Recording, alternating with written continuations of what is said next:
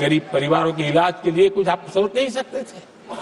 50-60 करोड़ देशवासियों को मुफ्त इलाज मिले। संविधान की उस भावना का आदर करते हुए हमने आयुष्मान योजना को लागू किया और आज देश के 70 साल के ऊपर के किसी भी वर्ग के क्यों न हो, उनके लिए भी हमने व्यवस्था की। आदरणीय सभापति जी, जरूरतमंदों को राशन देने की बात और उसका भी मजाक उड़ाया जा रहा है।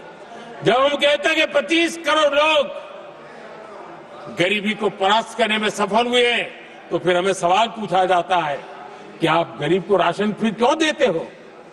आदरणीय सभापति जी, जो गरीबी से निकल के आया है उसे पता होता है कि अस्पताल में भी एक पेशेंट स्वस्थ होने के बाद जब छुट्टी देते हैं ना, तो डॉक्टर भी कहता है कि आप घर जाइए, तबीयत ठीक है, ऑपरेशन अच्छा हुआ है, लेकिन महीने पर ये जरा संभालना, ये मत करना, क्योंकि पेशेंट दोबारा तकलीफ में ना आए, गरीब दोबारा गरीब न बने, इसलिए उसका हैंड होल्डिंग जरूरी है और इसलिए हम मुफ्त राशन दे रहे हैं। उसकी मजाक मत उड़ाओ, क्योंकि हमें गरीबी से जो बाहर निकला है उसको दोबारा गरीबी में जाने नहीं देना है और जो अभी भी गरीबी में है उसे हमें गरीबी से बाहर लाना है।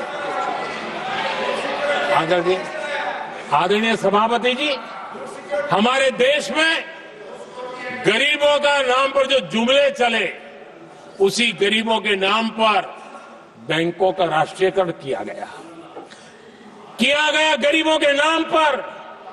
लेकिन 2014 तक इस देश के 50 करोड़ नागरिक ऐसे थे जिन्होंने बैंक का दरवाजा तक नहीं देखा था।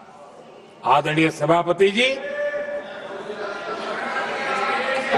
गरीब को बैंक में प्रवेश तक नहीं था, ये पाप आपने किया और आज 50 करोड़ गरीबों के बैंक खाते खोल करके हमने बैंक के दरवाजे गरीबों के लिए खोल दिए।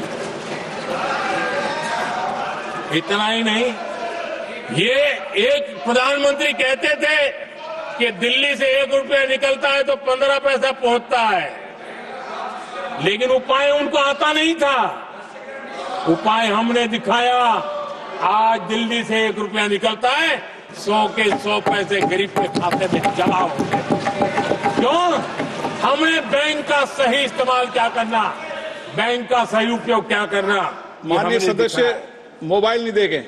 आदरणीय सभापति जी, बिना गारंटी के ऋण देश के अंदर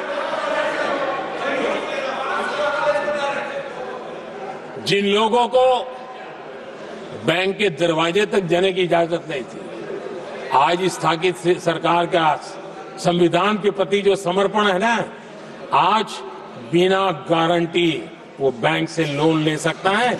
ये ताकत हमने गरीब को दी है।